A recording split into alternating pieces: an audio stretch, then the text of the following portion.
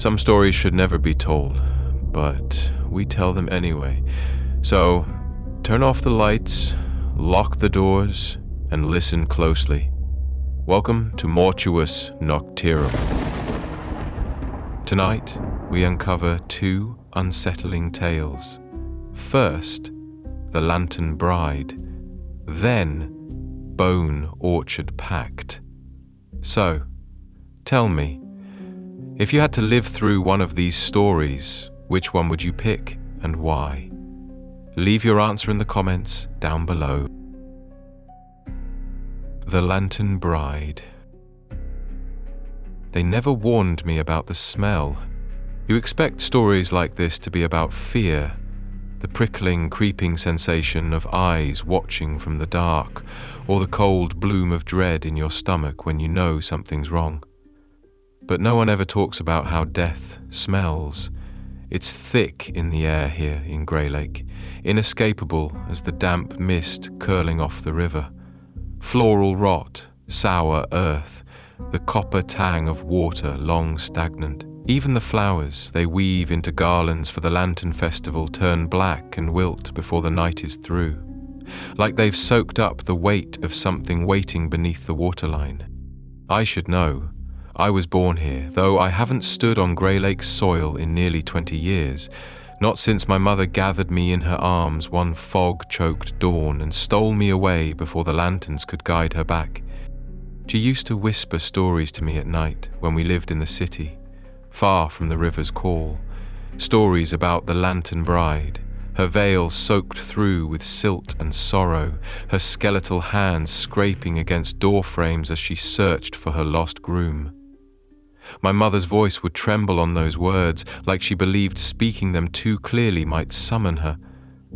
Sometimes when the streetlights flickered outside our window, she'd make me blow out the candle we read by and hold my breath, just in case. But stories have a way of rotting too, don't they? I'm back now, for the first time since my mother died, and Grey Lake is smaller than I remember. The cottages hunched under their own weight, their windows sagging like tired eyes.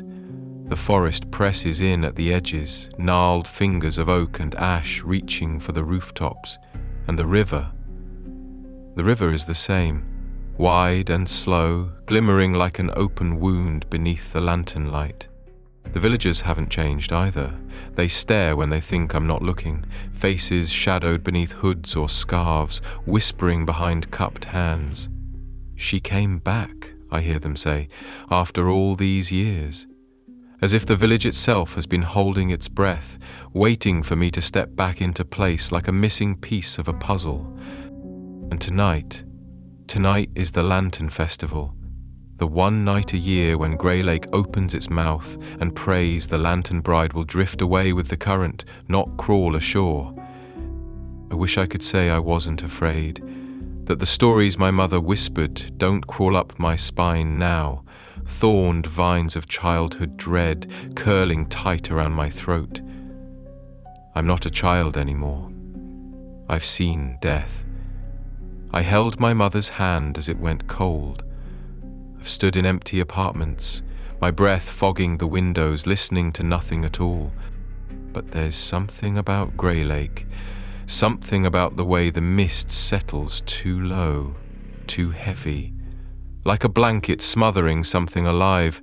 The villagers gather along the riverbank at dusk, hands clasped, eyes lowered, hundreds of lanterns, fragile paper shells cradling flickering candles, bob on the water like fallen stars. Each one is a prayer, a plea, a bribe. Guide her away, they whisper. Let her drift, let her rest. The tradition is ancient, older than the oldest villager, older than the rotting church at the village's centre, its steeple cracked and listing like a broken finger.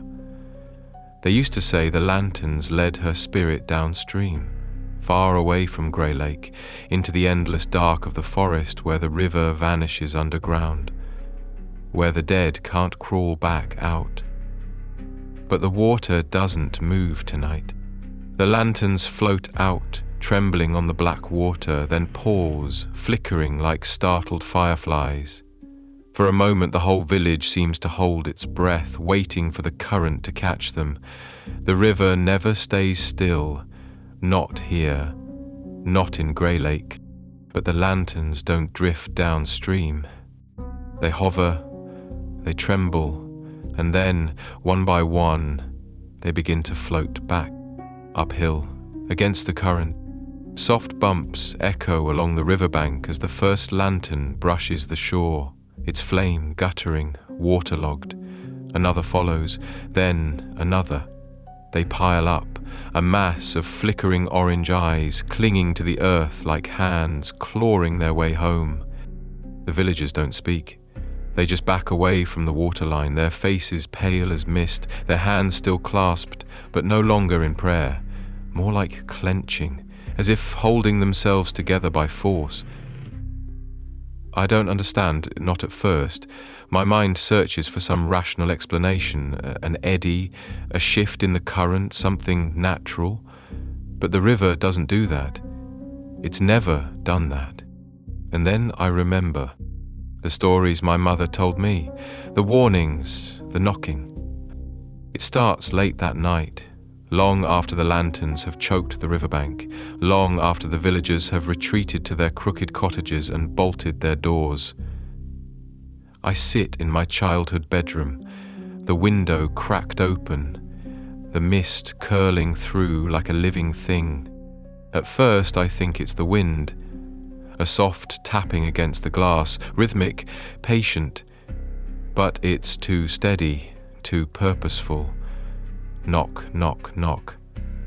I creep to the window, heart pounding, and peer into the mist. Nothing. Only the lanterns piled at the water's edge, their flames drowning, their light barely holding back the dark. But the knocking isn't coming from the window. It's coming from the front door. The floorboards groan under my feet as I creep downstairs, past faded photographs and shelves lined with dusty knickknacks. My fingers tremble on the doorknob, and for a moment I remember my mother's voice. Don't open the door after dark. Not in Grey Lake. Not on lantern night. Though I'm not a child anymore. I open the door. There's no one there. Only the mist, curling around my ankles like cold hands. But the ground outside the threshold is wet, the scent of the river strong and sour, and on the step something lies half submerged in mud. A scrap of white cloth, delicate as a veil, edges dark with rot. And from the mist, a voice. Low, broken, rasping. Where is my husband? I slam the door, but the knocking begins again.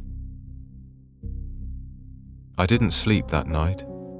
I wish I could say it was just fear keeping me awake, a mind tangled in childhood superstitions, breathing life into shadows that didn't exist. But the knocking never stopped.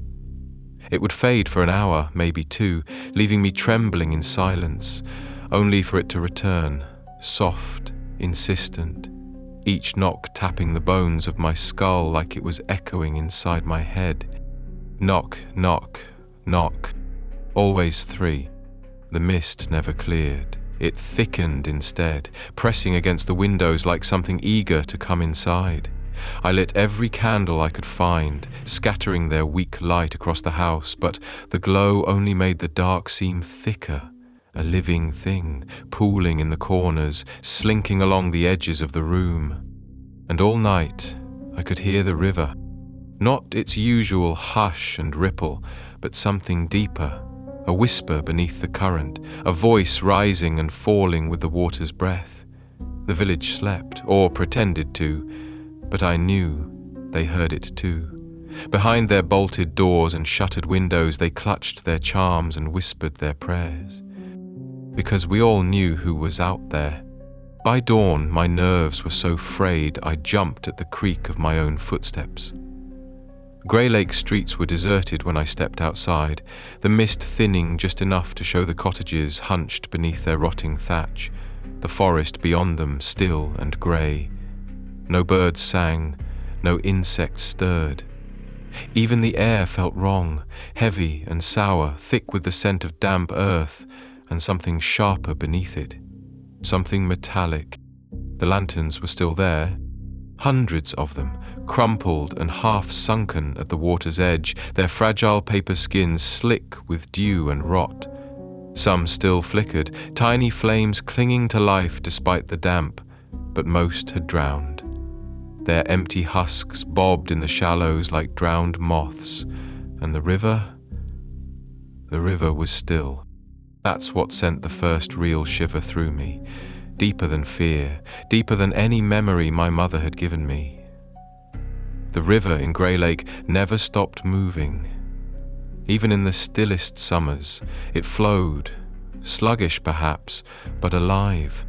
But now, the water sat smooth and black, unbroken by ripple or breeze, a dark mirror reflecting nothing. I wasn't alone on the bank. Old Widow Caro stood knee-deep in the water, her back to me, her thin grey hair hanging limp down her back.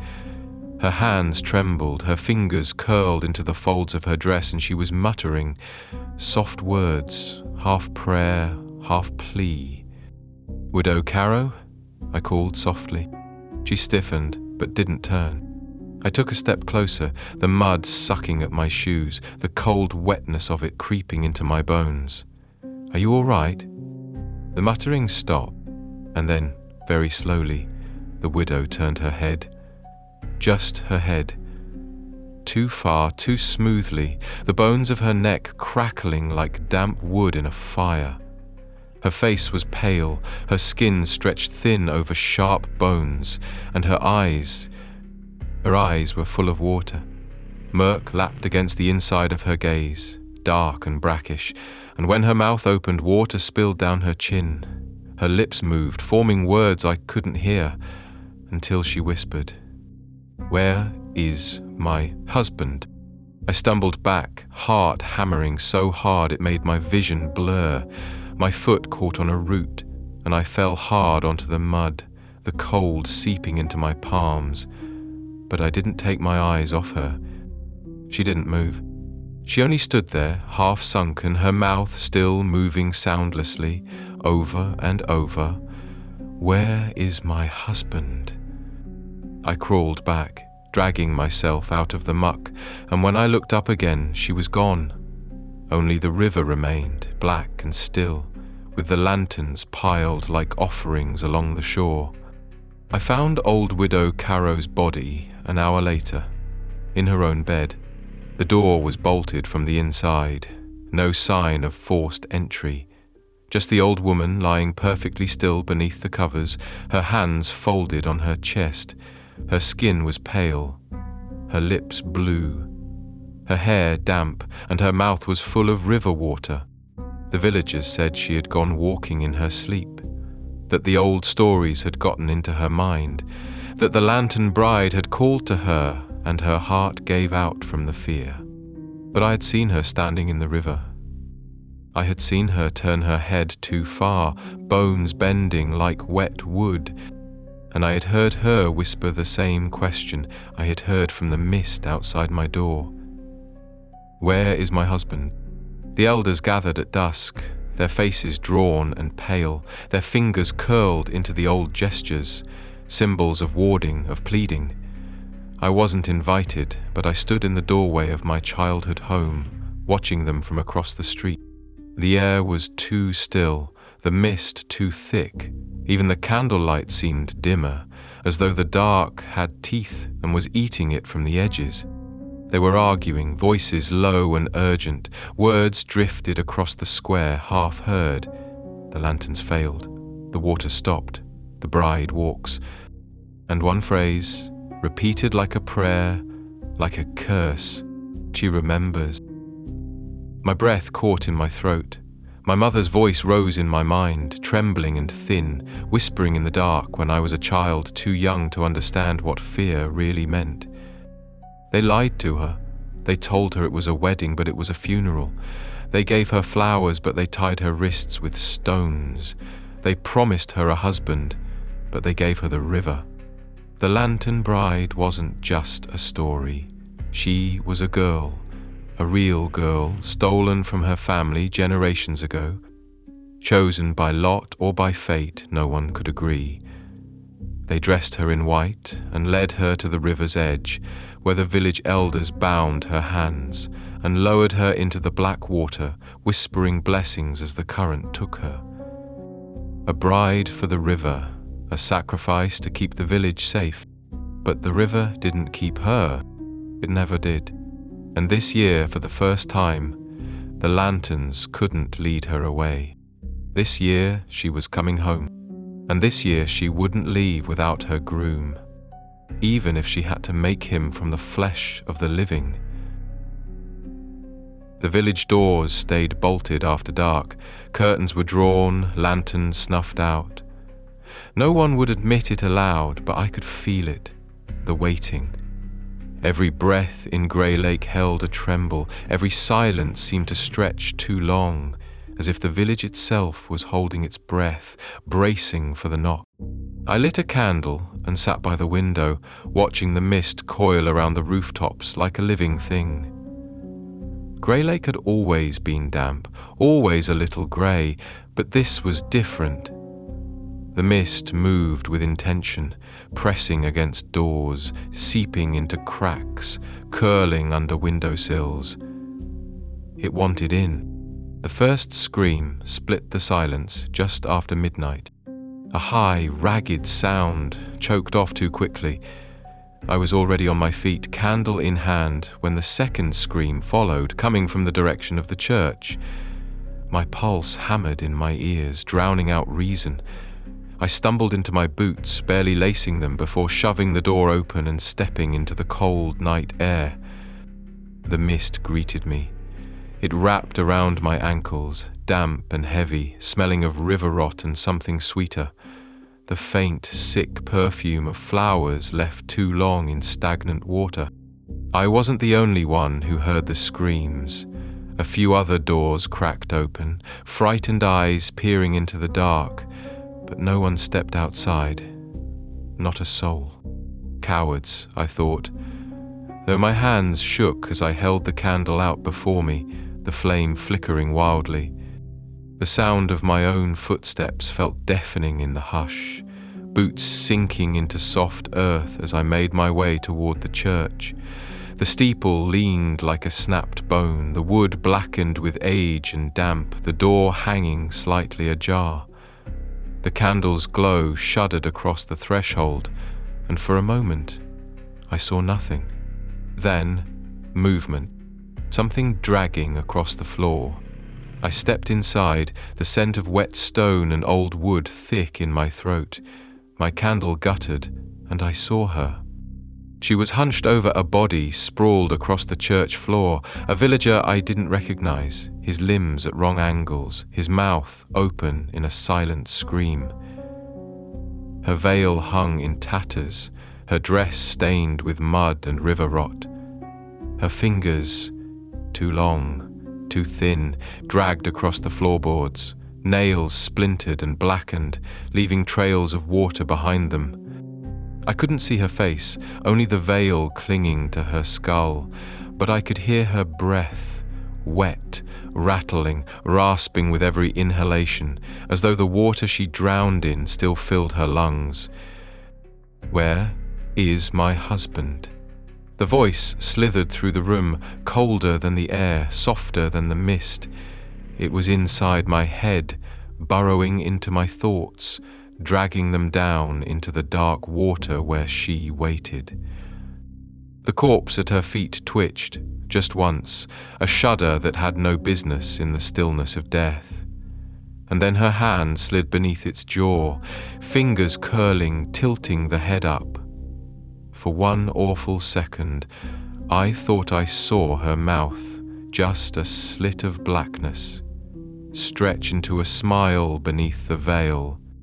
I stumbled back, my boot heel catching on a loose plank. The sound was deafening in the silence. The bride's head snapped up. The veil clung to her face, wet and rotting, but it didn't hide her eyes. They were gone, In their place were black pits, water swirling deep inside them, as though the river lived within her skull. Her jaw unhinged, far too wide, and something poured out. River water, dead leaves, flower petals, teeth. Her voice crawled up my spine, inside my skull. Where is my husband? I bolted, out of the church into the mist, my candle blown out by my own ragged breath. I didn't stop running until I was back inside my house, the door slammed shut and bolted behind me, my back pressed against the wood, as if I could hold her out with the weight of my own body. But I knew she wasn't after me. Not yet. The villagers found the body in the morning, eyes wide, mouth stuffed with river silt and white flowers. His hands had been broken, each finger carefully snapped, then repositioned, laced together in his lap like a groom awaiting his bride. The elders wouldn't speak of it. They told the younger villagers it was a tragedy, blamed it on the old bridge collapsing, the poor man drowning in the mud. But no one believed it. Not really. Because we all saw the muddy footprints trailing from the river to the church, and they were too small to belong to a grown man. The second night was worse. The knocking came earlier. Just after sunset, 3 knocks. Always 3. I didn't open the door this time. I didn't even approach it. I stayed upstairs, wrapped in a blanket, staring at the floorboards as the knocking came again and again and again. But it wasn't only my door. The whole village seemed to echo with knocking, soft, patient, relentless. One by one, the villagers extinguished their lights. The air felt thinner, harder to breathe. I found myself holding my breath without realizing, as though even the sound of my inhalation might draw her attention. Somewhere beyond the mist, I heard a door creak open.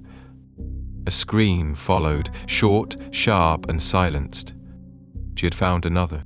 By dawn, the mist had pulled back from the village square, revealing muddy tracks leading from house to house.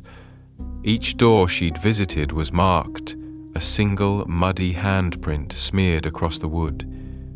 Not all the doors had opened. Some had resisted her call. But some... I saw the bodies carried out in silence. A young man, his skin water pale, his eyes staring at the sky. An older woman, her fingers knotted around a bouquet of dead flowers. Her face so peaceful, it almost looked like sleep.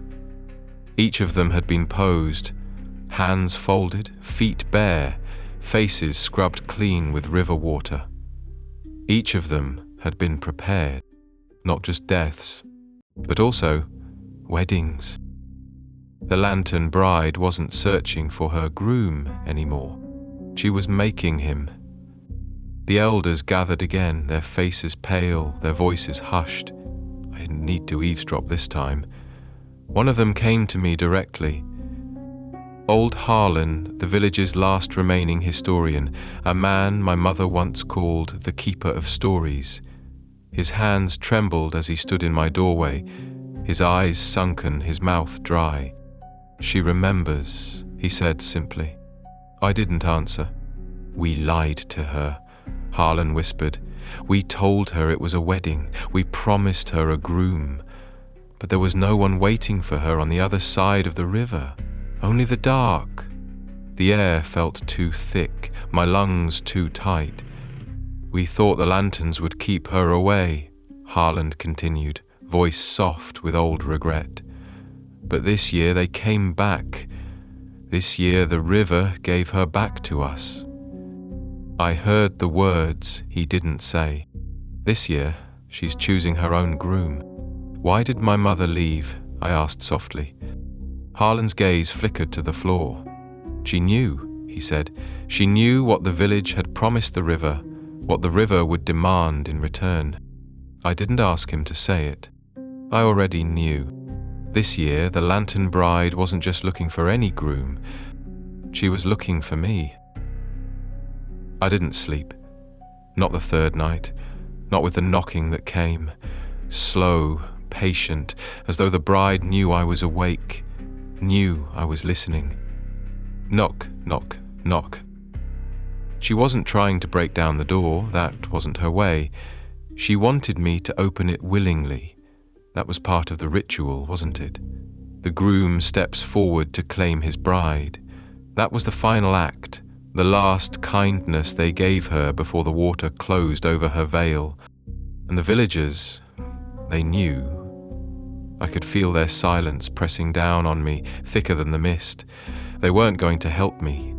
No one would stand between me and the lantern bride, not when she'd chosen me, not when it had been promised so long ago. I found my mother's journal at dawn, tucked into the hollow beneath the floorboards of her old room. The pages were warped from damp, ink running in places, but her voice was there, trembling, frantic, a desperation I'd never known lived inside her. I begged them to choose another. I begged them to break the pact, but they wouldn't. They said the river remembers. They said the bride would come for my son. Me, the firstborn of the last family who gave her a daughter. That's the way it works. A life for a life, a groom for a bride. My stomach turned as I read, bile burning my throat. I could almost see her. Younger than I remembered, thinner, her hands ink-stained as she scribbled her terror onto these pages by candlelight, knowing she couldn't save herself. Knowing she could only run. If I can get him away far enough, long enough, maybe the river will forget. Maybe the bride will take someone else. The last page was blank except for a single word smeared across the paper like a final plea. Forgive. I didn't remember leaving the house. I only knew I was standing on the riverbank, mud cold between my fingers, mist curling around my ankles, the lanterns lying like bloated corpses along the shore. The village was silent behind me, doors bolted, windows shuttered. They weren't going to stop me. They'd accepted it. The price of their survival. The weight of a bargain struck before memory. The lantern bride had waited long enough. The water was still, dark as oil, smooth as glass, a mirror with nothing reflected. And in that silence, I felt her. She was close. I stepped closer to the water's edge, heart hammering so loud I wondered if she could hear it. My breath fogged the air. The mist thickened. The first ripple broke the surface. A single hand emerged, skeletal fingers trailing ribbons of decayed silk, nails black with silt, skin white as drowned flesh. It rested lightly on the riverbank, as though testing the earth. Then the second hand followed, dragging her weight from the water. The veil came first, rising from the water like a ghost unfurling, the tattered edges clinging to the reeds, the wet fabric plastered to her face. She crawled from the river, slow, deliberate, the water clinging to her limbs like a second skin. Her dress sagged with the weight of the current, flowers tangled in the fabric, pale, rotting blossoms, the petals falling away with each step. I couldn't move. Her head tilted, the veil shifting, just enough for me to see the hollow sockets where her eyes should have been, the endless dark of the river staring back at me. She raised one trembling hand. She was reaching for me. I ran. I don't remember my feet hitting the earth or the brambles tearing at my clothes, or the way the mist seemed to part for me and then close in behind me, sealing me in. All I remember is running. The lantern bride's wet footsteps close behind, her breath a ragged rasp, her veil dragging across the earth. The forest swallowed me, the village vanished behind the trees, and still I ran. My mother's voice echoed in my mind, louder than my heartbeat. If you can get far enough, if you can break the pact. Branches tore at my arms, my breath came in ragged gasps. The mist thickened, curling into my mouth, my throat, until every breath tasted like the river. But I couldn't outrun her. The knocking came again, not at a door this time, but inside my head, each knock pounding against my skull, filling me with the cold weight of water, the heavy silence of the riverbed. Knock, knock, knock. My knees gave out. I hit the earth, mud rising to meet me, my fingers clawing at wet leaves. The mist poured around me, seeping into my skin, until I couldn't tell where the forest ended and I began. And the voice, so soft, so patient, whispered in my ear, "Where is my husband?" When I woke, the mist had thinned. I was lying on the edge of the river, the water lapping at my shoes, the first faint light of dawn cutting through the trees. My hands were filthy, streaked with mud, and something darker. My throat ached, raw from screaming, or from something else. I sat up slowly. The village stood silent behind me, the windows dark, the doors closed. But something was different. The lanterns were gone. Every single one, every bloated, rotted paper shell had vanished from the riverbank. But the footprints remained, leading from the water's edge to the village square and beyond, leading to my house. Inside, the air was wrong, damp, still, cold as a stone left too long in the shade. The door to my mother's room stood ajar. I stepped inside. The bed was covered in wet flowers, white petals stained with river silt, their fragrance thick and cloying. On the pillow lay a single veil, its edges tattered, its fabric damp. And written across the wall, in dark water, were words I couldn't look away from. Found my husband. Beneath it, the muddy imprint of a handprint, smaller than mine, the size of a child's. I don't know how long I stood there, long enough for the mist to creep through the open door, long enough for the scent of the river to seep into my skin, long enough to realize what she'd done. She hadn't taken me after all. She'd found someone else. And from the stillness of the house, I heard it, soft, fragile and unmistakable. The cry of an infant. The village doesn't speak of what happened. They bury their dead, they release the lanterns, and they pray the river will forget. But I know the truth. The river never forgets, and neither does the bride. She has her groom now, and her child, and she'll wait, in the mist, in the water, beneath the earth, until the river calls her back again. Because once you marry the river, it never lets you go. I didn't leave Grey Lake that day, though every rational part of me screamed to pack a bag and run, to follow the road my mother had taken so many years ago, away from the water, away from the mist. But I couldn't. There was something wrong in the air, something unfinished, and it had its fingers hooked deep into me. I couldn't just leave. The village carried on, as much as it ever could, with its rituals and superstitions, the rhythm of survival they'd clung to for centuries. The elders whispered prayers in the old tongue, the ones meant to bind the bride back to the water. They wove new garlands of flowers, fresh this time, hanging them over doorways like fragile shields. But I could see the truth in their faces. It wasn't over. It would never be over. Because now there was a child. I didn't hear the baby cry again. Not for weeks. Not until the next fog rolled in thick and heavy, curling through the village like breath from a sleeping mouth.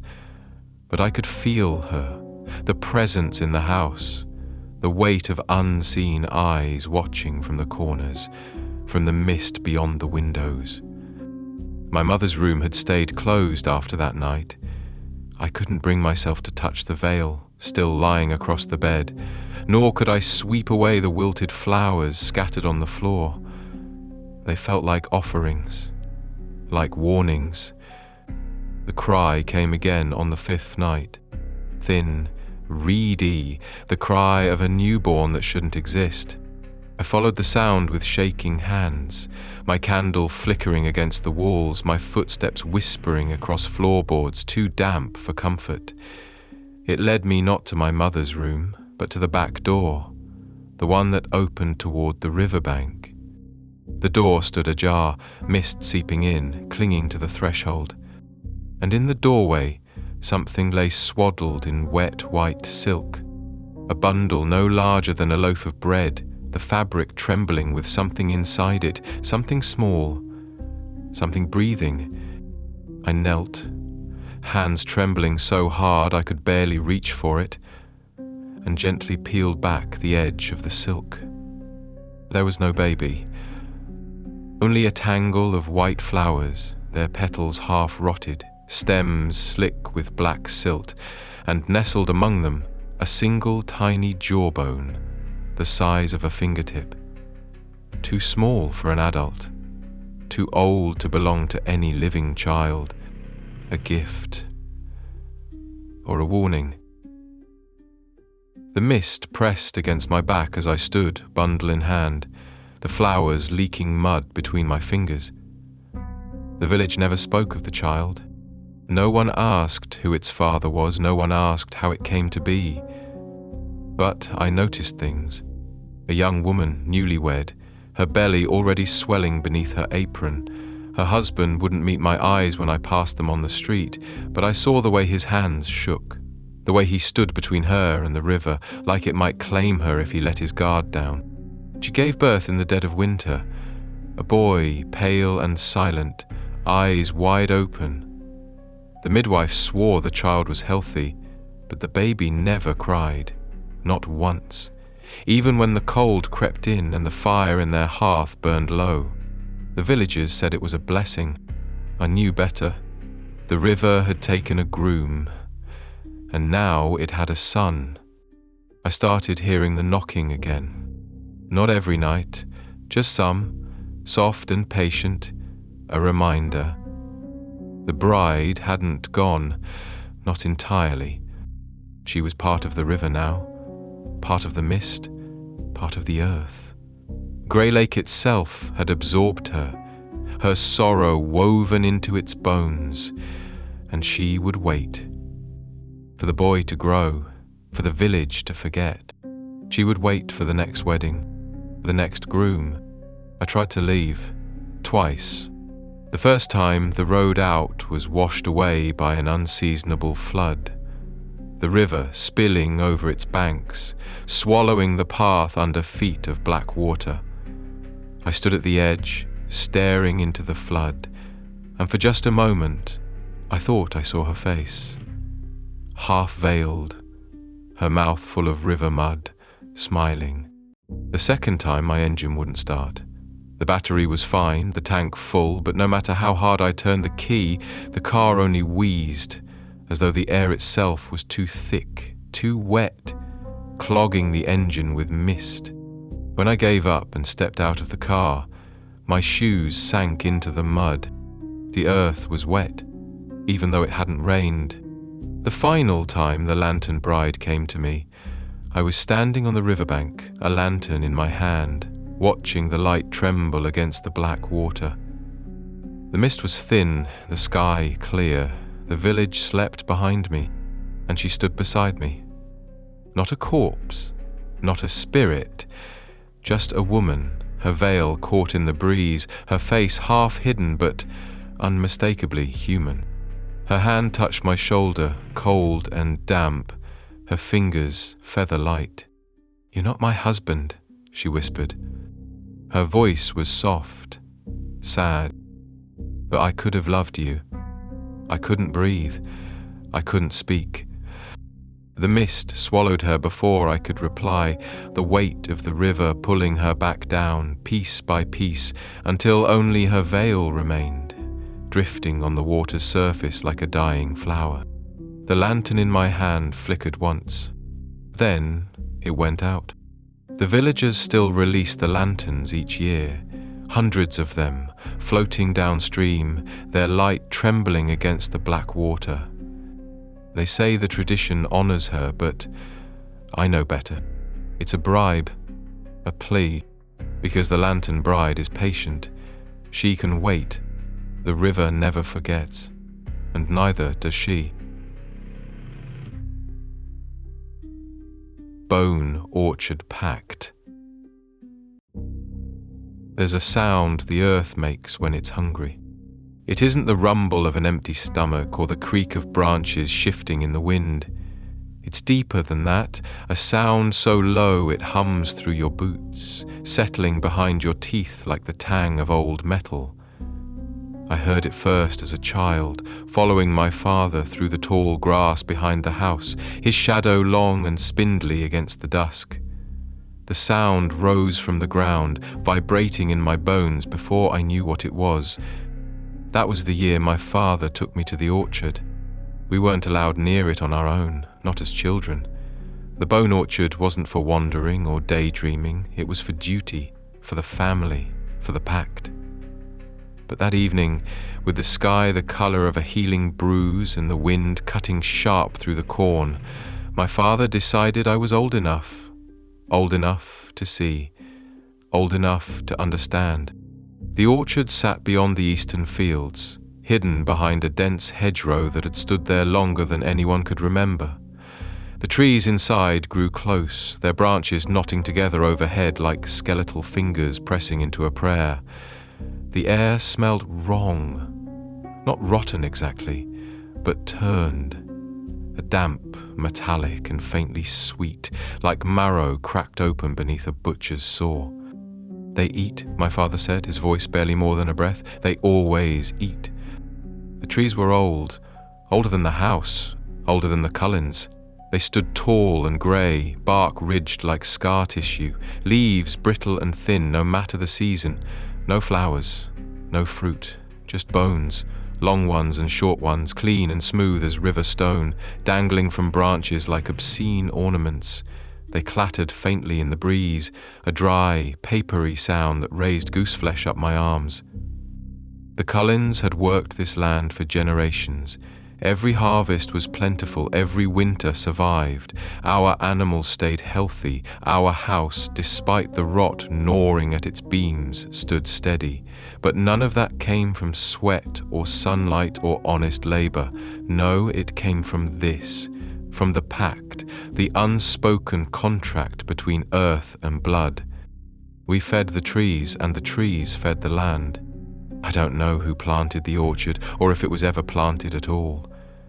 It felt older than purpose, like something the earth pushed up on its own, a wound that healed wrong, closing around something it shouldn't have, but we were bound to it.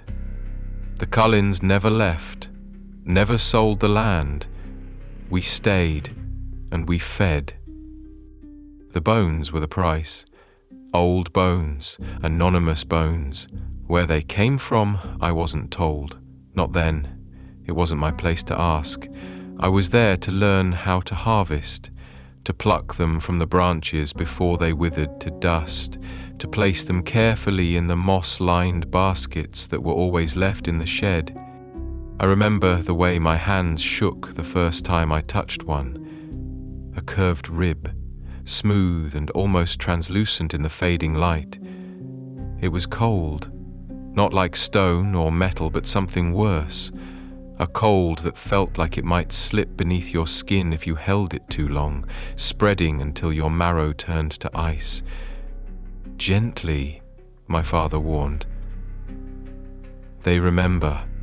That night, as we laid the bones back into the earth, turning soil soft with rot and something slicker, I asked him what he meant, what they remembered. He didn't answer. The Cullens had prospered for centuries, long past the point where they should have faltered. Other farms came and went, swallowed by drought, disease, or debt, but not ours. Our crops always bent heavy with grain. Our livestock bore strong, healthy young. We never starved. We never lost our way. But there were rules. The orchard had to be tended, the bones harvested and returned to the earth before the next full moon. We couldn't ignore them, couldn't let them hang too long, and the bones, my father warned, had to be strangers. The soil didn't want us. It wanted them, nameless bones, pulled from places none of us wanted to know about. My uncles were the ones who found them. My cousins helped once they were old enough to understand the silence required. They never spoke about where they went, only that the bones they brought back were old, yellowed, free of anything that might cry out in the dark. That was the pact, old bones, stranger bones. But this year, something changed. I was the first to notice it. It was my turn to harvest, my father too old and my cousins scattered to their own corners of the property, tending to chores they didn't have words for.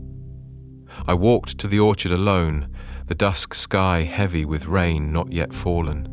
The air was thick, and the trees stood too still. Branches knotted tight, no wind moving through them. The first bone I saw was small, too small. I plucked it from the nearest branch, expecting the smooth, anonymous curve of some forgotten rib or femur. Instead, it was a child's jawbone. The milk teeth still rooted in pale sockets, a crack running through the mandible like a split seam. I knew that crack. I'd seen it before. My youngest cousin, Eliza, had fallen off the porch the summer before. She'd split her jaw on the edge of a rusted horseshoe, a wound that took too long to heal. The scar had faded, but the bone remembered. The bone knew. My hands shook. I dropped the jaw into the basket and moved to the next tree, praying it would be different. It wasn't. A femur, small and slender, with the faintest notch where a childhood break had healed crooked.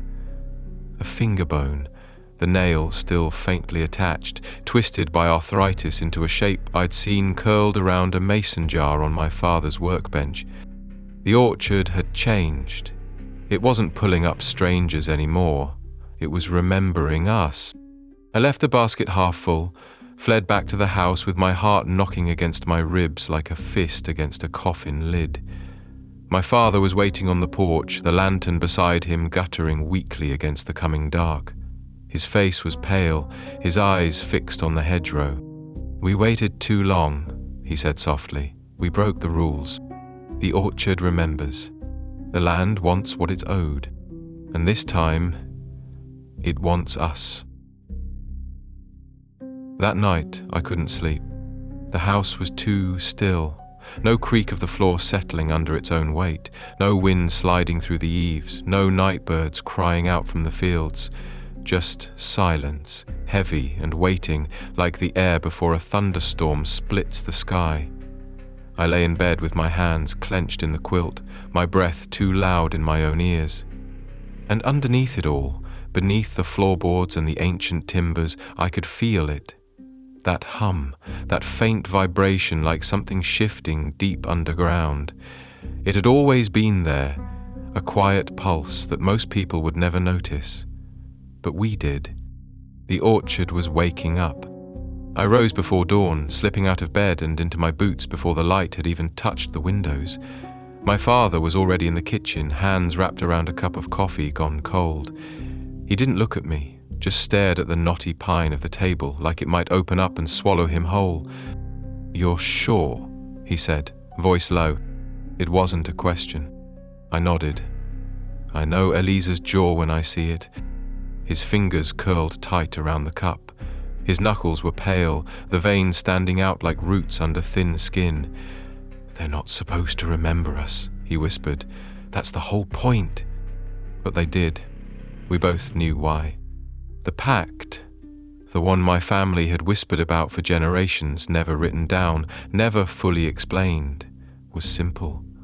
We fed the land, and the land fed us. Old bones, stranger bones, carried in the dead of night from places we didn't ask about. It didn't matter who they'd been. A drifter found in the woods, a vagrant no one would miss, bones stolen from forgotten cemeteries where headstones leaned too far to read. They couldn't be ours. Family blood stayed out of the ground. That was the rule. That was the only rule. But rules have a way of slipping when times get hard. I didn't know how far back it started, if it was my grandfather or his father before him, but somewhere along the line the Cullens started cutting corners. When the crops failed and the cows sickened, when the woods crept too close to the fence line and the winters grew teeth, the family did what they had to do. Sometimes a family name was too heavy to carry. Sometimes someone disappeared, a cousin who wandered too deep into the forest and never came back, an uncle who went to bed and was gone by morning, the sheets cold and undisturbed. The orchard never asked questions, but it remembered. Oh God, it remembered. By the time the sun dragged itself above the trees, the house was awake. My cousins had gathered in the front room, a quiet, tense circle around my father's old armchair. Eliza was there, her hands folded neatly in her lap, her jaw set hard as stone. Whole and unscarred, the way it had healed. She hadn't seen the bones. None of them had, but they knew something was wrong. You could feel it in the walls, in the air, in the way the floor groaned underfoot like the house itself was bracing for something heavy to fall. I told them what I'd seen. No one interrupted, no one asked questions. They all knew. It wasn't the first time something like this had happened. There were stories, old ones, whispered at the edges of family reunions when the kids had been sent to bed. Stories about bones that didn't stay buried, about faces half-formed in the bark of the orchard trees, about the wrong kind of harvest. There were no records, no proof, just silence. The kind that filled the house now, thick and choking as smoke.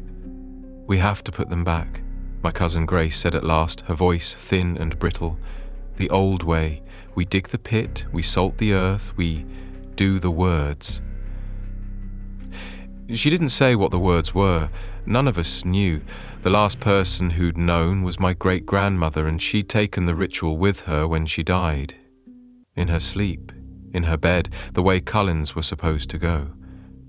No one had asked. No one had wanted to know. The pact had held. Until now. The tools were in the shed. Rusted, old, their handles worn smooth from hands that knew better than to grip too tight. We took them out without speaking, spreading across the orchard like crows picking through a field of bones. The earth was soft beneath my boots, damp with rain that hadn't yet fallen. The bones were everywhere. They dangled from branches, half swallowed by roots, nestled in the crooks where limbs split and curled. Some were clean and white, old as the pact itself. Others were fresh, too fresh. And I couldn't help but stare at the curve of a skull that still held scraps of dark hair, twisted and matted from its journey upward. I knew that hair. Aunt Margaret, gone 3 summers ago, died in her sleep, they said, buried in the family plot out by the western fence. Except she wasn't. Not all of her. The trees had her now.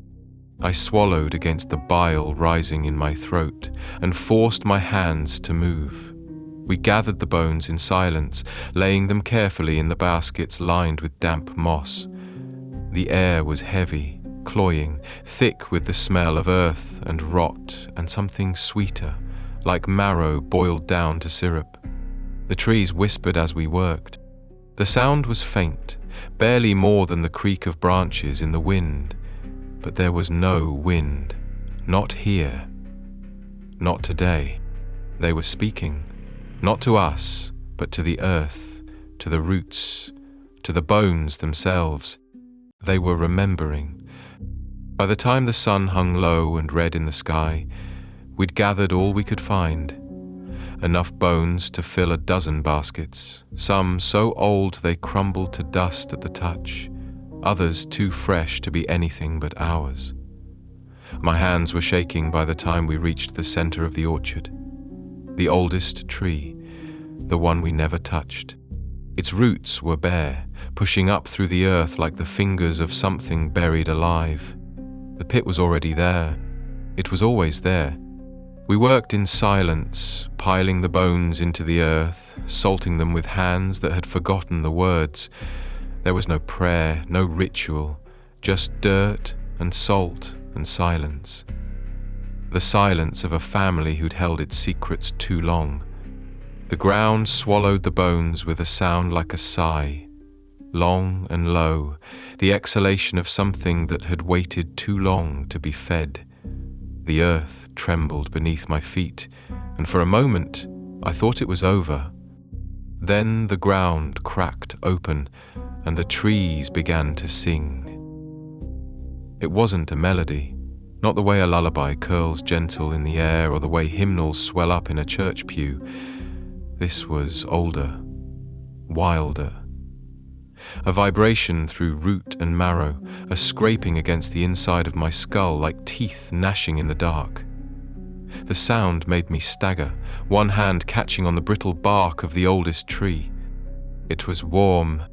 The tree, the bones inside it, they were warm, like something still breathing, something with a pulse, slow, deep and patient.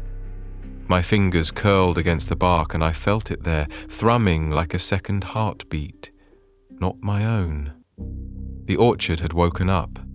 I stumbled back, pulling my hand away as the earth beneath the oldest tree cracked wide, a jagged mouth of dark soil and writhing roots. Bones tumbled free, too many to count. Old bones, yellow and soft with time, and new ones, slick and pale, some still tangled with flesh too stubborn to rot away. My father made a sound low in his throat, somewhere between a moan and a prayer, and fell to his knees beside the pit. His hands plunged into the earth like he could hold it closed with sheer will, fingers clawing at the edges of the wound. But the land was hungry. The pact had been broken, and now it wanted all of us. The singing grew louder, branches creaking and rattling, bones knocking together like wind chimes in a storm. The words, if they were words, scraped through my mind in a language too old for my tongue to shape, but I understood all the same. It remembered every shortcut, every sin, every promise broken in the dead of night, every body that should have gone to the family plot but ended up feeding the roots instead. It knew. It had always known. We ran. There was nothing else to do.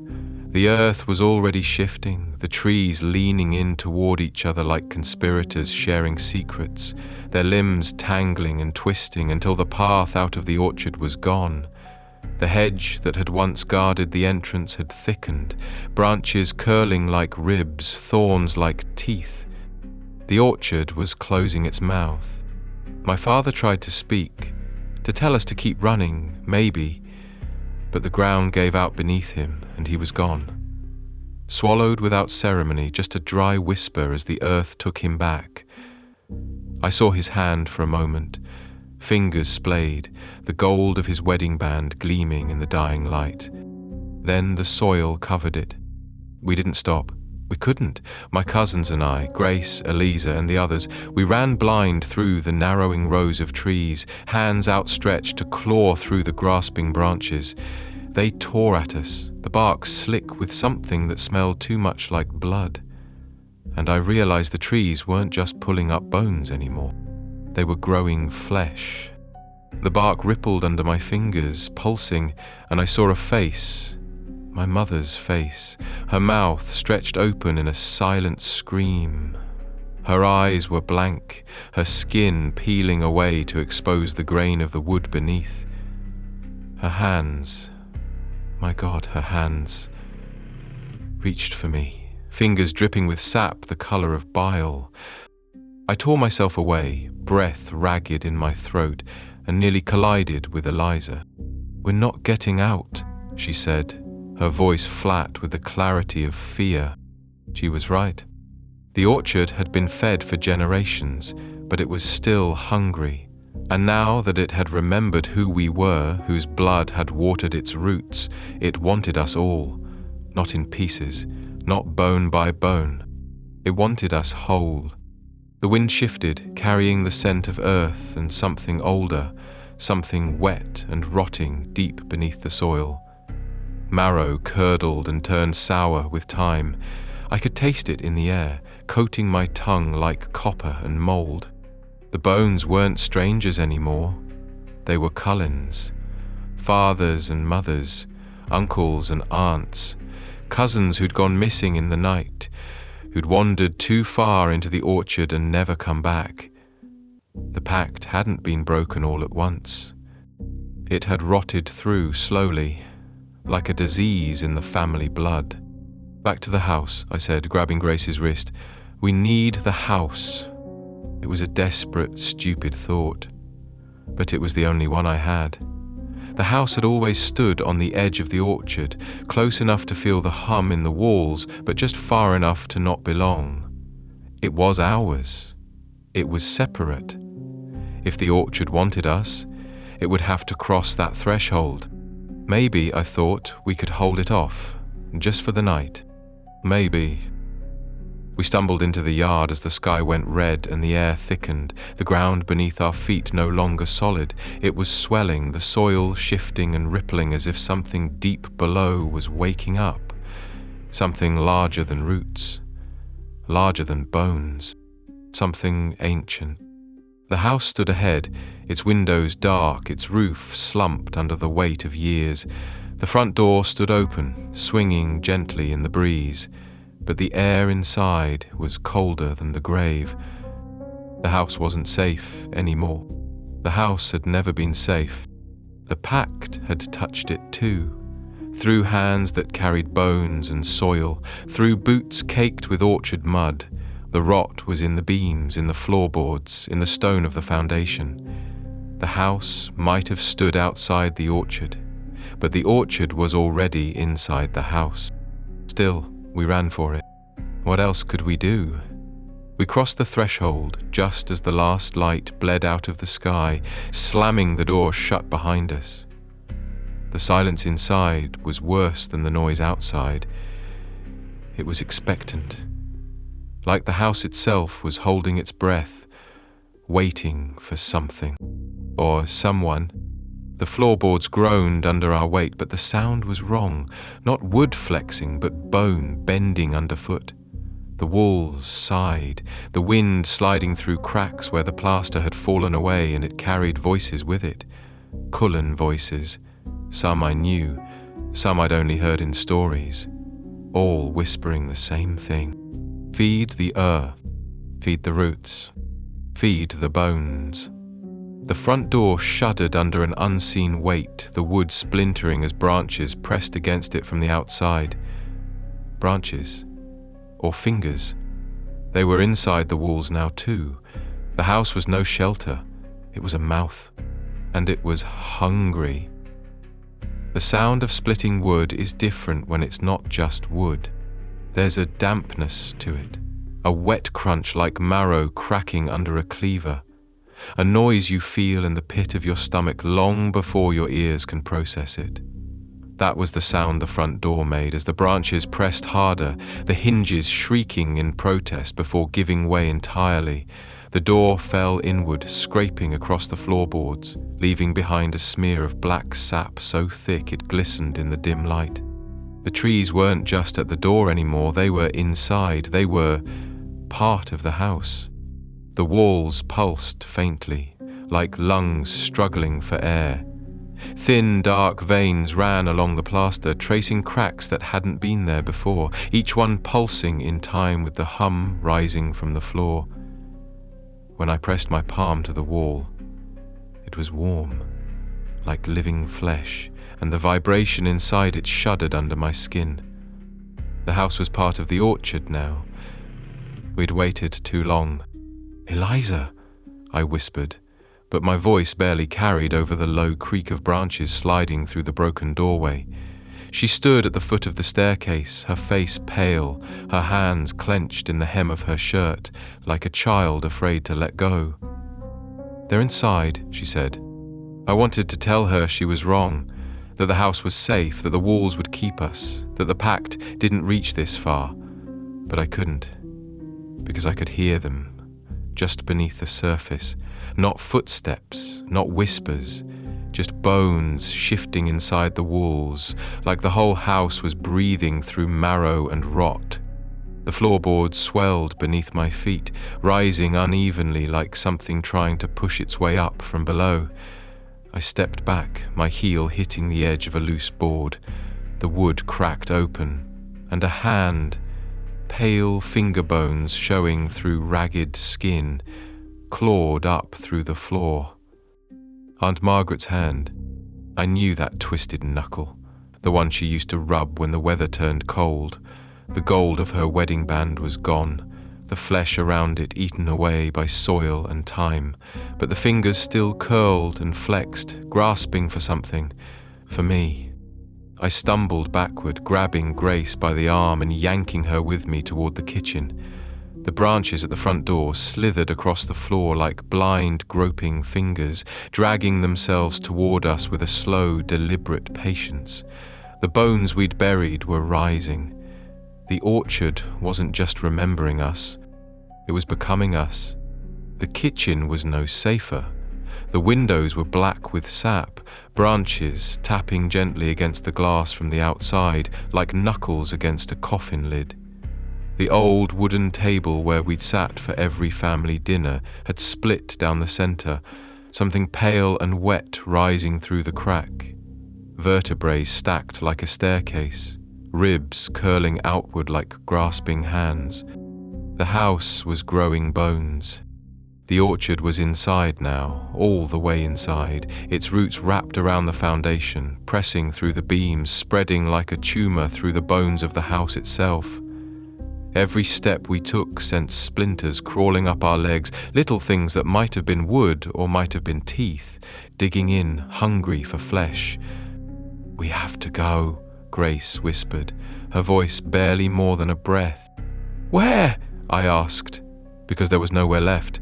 The orchard surrounded us, the house consumed us, and the land itself had closed its mouth around everything we'd ever known. There was no running, no hiding. There was only the earth, only the pact. The walls sighed again, bulging inward like something enormous was leaning against them from the outside. The hum was louder now, filling my skull, vibrating in my teeth, my bones. The same hum I'd felt all those years ago, following my father into the orchard for the first time. I'd thought it was the earth calling for bones. I'd been wrong. It was calling for blood. The pantry door swung open without a sound. No wind, no creaking hinges. It simply opened, and inside, where shelves should have been, there was only darkness. A narrow tunnel, lined with damp, glistening roots, the floor soft with loose soil. It sloped downward, too sharply for anything beneath the house, like the earth itself had hollowed out a path leading directly under the orchard. I knew, without asking, where it led. The oldest tree, the heart of the orchard, the Cullen family altar. The bones were there, the ones we hadn't found, the ones the trees still remembered. Faces and hands, jaws and ribs, curling up from the roots like flowers blooming in reverse. They weren't strangers. They'd never been strangers. The orchard had always wanted us. The pact wasn't about feeding the land with nameless bones. It was about keeping the orchard satisfied until it was ready to take back what belonged to it. Cullen blood, Cullen flesh, Cullen bones. We were the harvest all along. The pantry door stood open, the earth breathing softly in the dark, waiting. An invitation. "We have to go down," I said. Eliza shook her head, tears tracking clean lines down her dirt-smudged face. "No, we'll never come back." "We were never supposed to," I said. "The stairs weren't wood. They were bone, the kind too smooth to be tree roots, the kind that flexed slightly underfoot like they remembered being part of something living. They led us down, deeper than the house's foundation, deeper than the cellar, until the air was thick and wet with the scent of earth and something older, marrow and sap, rot and rebirth, all tangled together. The tunnel opened into a wide, low chamber, the ceiling so heavy with roots it hung like a web. Bones were everywhere, some clean, some slick, some half swallowed by the earth, and in the center, the tree, or what had once been a tree. Its trunk was thicker than any redwood, its bark peeled away to reveal a skeleton stitched together from generations of Cullen dead. Skulls fused into knots, hands gripping each other in endless chains, ribs spreading like wings from the central trunk. It was still alive, pulsing, breathing, its roots flexing like fingers. It was made of us, and it was waiting. The hum was deafening now, so loud I could feel my blood vibrating in my veins. The tree knew we were here. It had called us. It had grown us. The only thing left was to join it. Grace stepped forward first, her eyes wide and blank, her hands trembling at her sides. The roots reached for her, slow, careful, almost gentle, and I saw her face change, slacken. The same look my father had when he stared at the orchard from the porch. Acceptance. There was no fight, no scream, just silence. And the roots pulling her into the trunk, her skin blending into the bark like water soaking into soil. One by one, the Cullens were going home. I felt the roots curl around my ankles, pulling me gently down. The orchard always remembers, and the bones always come back. The earth was cold, even through my boots, cold in the way only something very old can be, like the belly of a cave sealed for centuries, or the space between stones in a tomb long forgotten. It climbed up my legs, the roots tightening around my ankles, drawing me down, inch by inch, into the soil. I knew better than to fight it. The orchard had been patient for generations, waiting in silence as we filled its belly with bones that weren't ours, tricking it, cheating it, hoping it wouldn't notice the taste of foreign marrow. And for a time it had played along, maybe because it was still young, or maybe because it pitied us, the way a wolf might pity a starving pup. But patience has limits.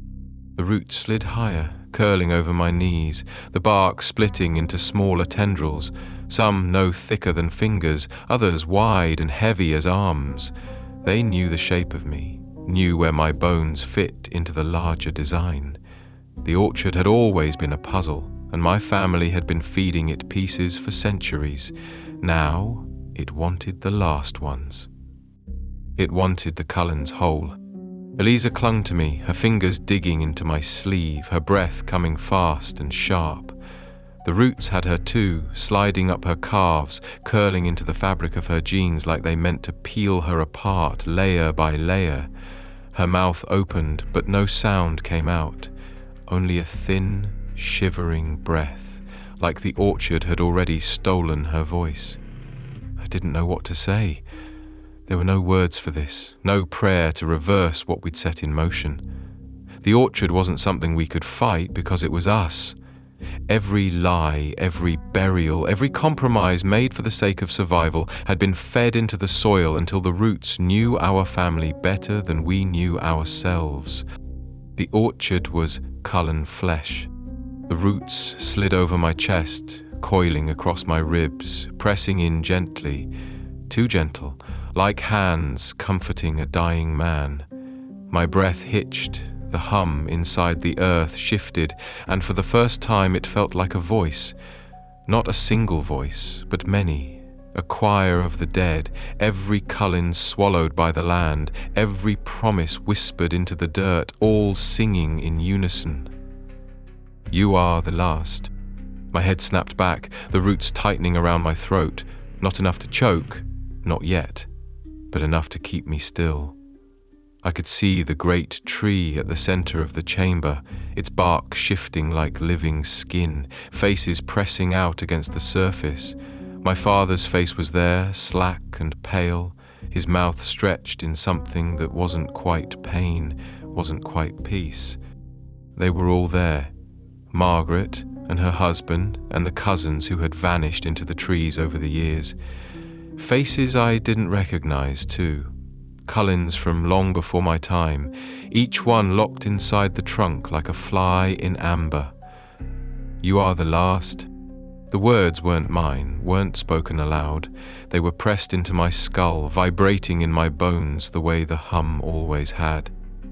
The orchard was telling me what it already knew, what I'd known deep down since the day my father first took my hand and led me through the hedgerow.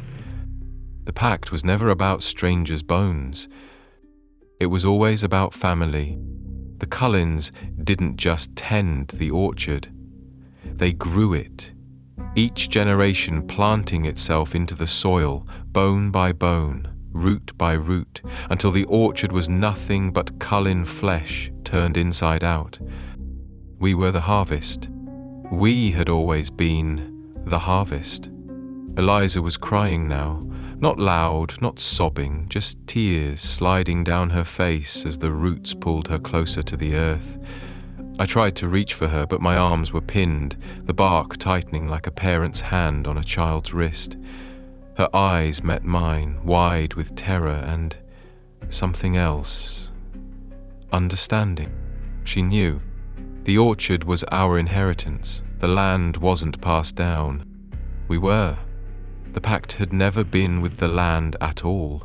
It was with the thing under the land, the thing inside the roots, the thing that had whispered to the first Cullen who laid his claim on this soil.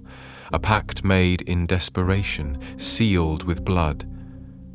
Feeding the earth, generation after generation, until the orchard wasn't just a place, it was our family grave. The roots lifted me off the ground, gently tilting me back so my spine pressed into the living trunk. The bark split to receive me, opening like lips parting for a kiss, and I felt it, the hum inside me, the matching rhythm of the roots, the bones, the song. I was already part of it. We all were. I don't know how long I was in the tree. Time didn't move the same way inside the wood. My skin was bark, my veins sap, my bones pressed against the bones of my father, my grandmother, my cousins. We didn't speak. We didn't need to. The orchard remembered. But the land wasn't finished with us. It let me go. I woke up in the house, the floor cold beneath my back, the ceiling stained with water and age. The house was empty, silent. The hum was gone. The orchard was quiet. My hands were clean. The other Cullens were gone. There was no sign of Eliza, no sign of my father, no bones in the orchard, not anymore. Just trees, silent and still, their roots buried deep, deeper than any spade could reach. The pact had been fulfilled. For now. The farm sits empty now. The fields grow wild, the house slumps deeper into itself with each passing year. No one comes here anymore, not even the animals. The soil remembers. I come back sometimes, not to stay, just to listen. To walk the rows between the trees and feel the earth shift beneath my feet. The hum is faint, but it's still there, waiting. The orchard is patient. It can wait another generation. Because the Cullens always come home. No matter how far we run, we come home.